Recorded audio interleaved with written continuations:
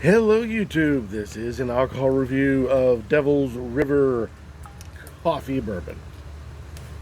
Now I've had Devil's River in the past, and I don't recall it standing out amongst other bourbons that I've had.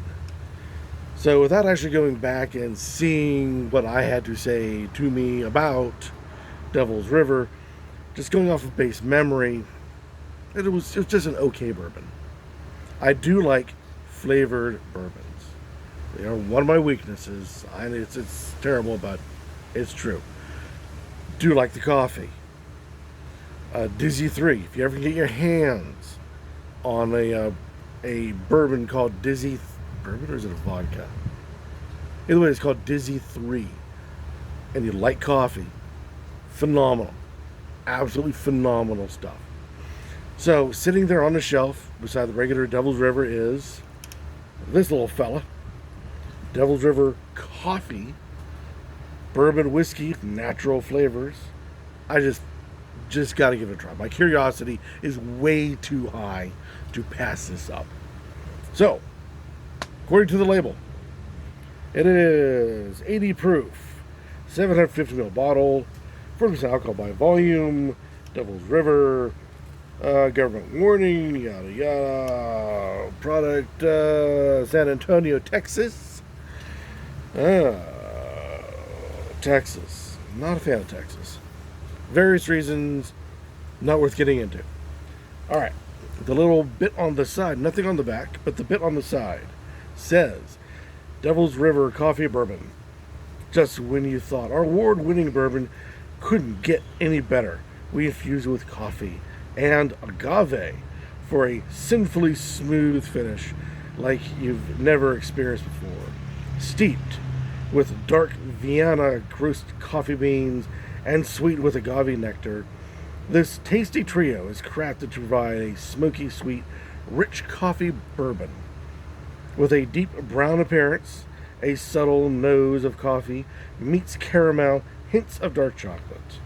You can enjoy it any way you like, neat, on the rocks, or in a cocktail. In a cocktail. Maybe with a cola, but I don't know. We'll see. And we have ourselves a wonderful wood top. It is connected to a, love that sound, synthetic cork.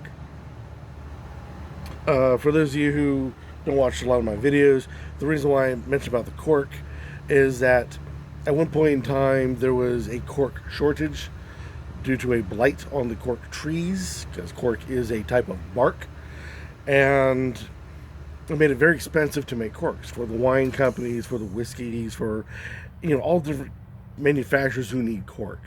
So different companies went different ways. In this way, they went synthetic. The expensive ones went cork. I'm not saying they're expensive bourbons, but it's an expensive way to cork the bottles. Some actually have a cork that's been ground and then glued together. Alrighty. This ought to be interesting. I'm a fan of coffee as well as the bourbon. And here we go. It is a, well, obviously your guys' side looks like a black. My side, it is black with blood red hues. And I mean a blood red hue to it. I don't know if you guys can get that or not. But yeah. Matter of fact, to the point of, I wouldn't even call this brown, I would call this brick. Give it a swirl. The reason for the swirl is to see how heavy of a mouthfeel it would be, as well as how sweet it's going to be by visually looking at it. And how do we do that? Is we give it a swirl. This is a Glencairn glass. That's the belly, and it comes up. It's to help focus the nose of all. It's supposed to focus the nose of the solution up to you because it funnels it together.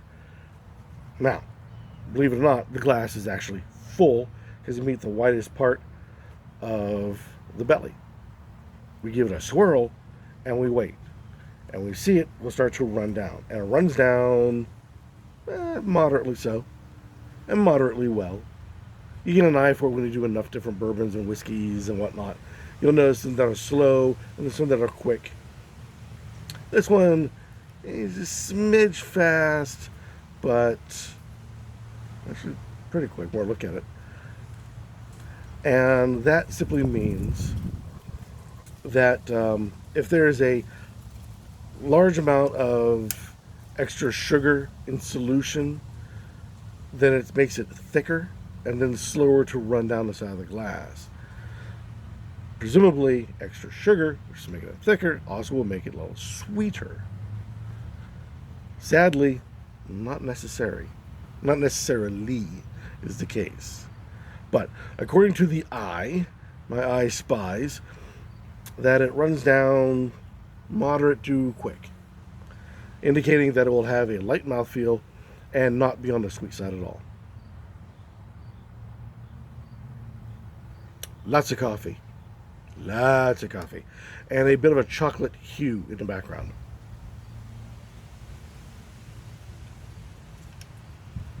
A wonderful coffee smell. If you're a fan of coffee, already I can't wait. There's a bit of a burn to it. Someone will bet it's going to have a bit of a burn on the palate.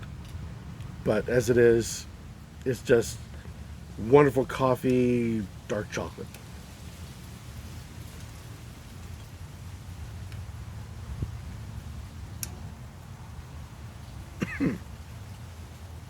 Wow. Wow. Okay. Remember when the nose had just a little bit of a burn to it? Okay. On the palate, lots of burn. Fiery. Stabby. Not necessarily a bite to it, but stabby. Like needles, rather than, say, a full maw chewing on you. Lots of heat to it. Whew, you feel it just flush up, burn up, heat all the way down. Whew, 80 proof. I'm surprised. I don't usually get that kind of reaction until it's well over 90. I'm surprised. But yeah, there's a lot of alcohol in there.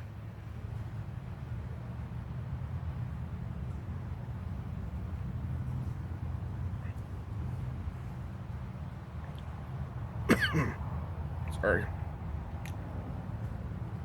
It's just that alcohol wave does not want to relent. It has a long hang time. There is enough coffee in it and enough, I guess it's the agave, that's taking the coffee and turning it more into dark chocolate. So if you're expecting nothing but all coffee, no, think dark chocolate. And dark chocolate and coffee flavor is very, very near each other. It's a very gray separation between the two. So this, they said, if you're a fan of coffee or dark chocolate, mainly if you're a fan of dark chocolate now, this will be right up your alley. I would say it definitely needs to be on ice.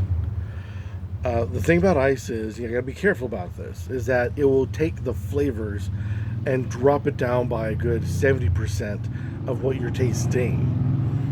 The mouth, the tongue does not like cold overly well when it comes to flavors. But this definitely could use an ice cube to help round out, take off those sharp bites of that alcohol.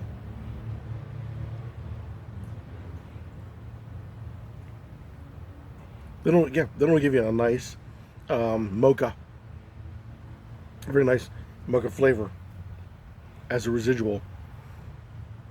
So yeah, this is good. Is as good as Dizzy 3, if you guys have ever tried Dizzy 3. No. Dizzy 3 is just wonderful. But this isn't bad. This isn't bad at all. It says Dizzy 3 is hard to come by, even around here, and we used to make it around here. This might be a nice alternative to it. Now, what time of year would this go? I would have to say, because of the heaviness of it all, which is right, it has a long and hard hang time with a mediocre mouthfeel. And that mediocre mouthfeel you'd think would be less hang time. Hang time is when you sip it to when you get no longer the flavor. The flavor's completely gone. Not the case with this. It's just the mouthfeel is light and the hang time is long. But yeah, this is definitely a cold weather type of sipper. Obviously, a dessert sipper. All flavor bourbons are dessert sippers. Probably one of the reasons why I like flavored bourbons is I like dessert, as you can tell. So this is definitely wintertime, late fall, early spring, all through winter.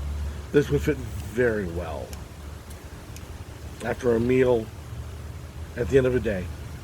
Yeah, definitely a sipper. Would it go with a cocktail? Anything with a dark cola, because the dark cola will want to be with, say, coffees and whatnot. And I think it would play well in that arena. Anything else, a lemon lime or something, I do not see this working well with that at all. But hey, experiment. But a dark cola, probably. Give it a try. See what you think. This is Devil's River Coffee Bourbon. Ta-da.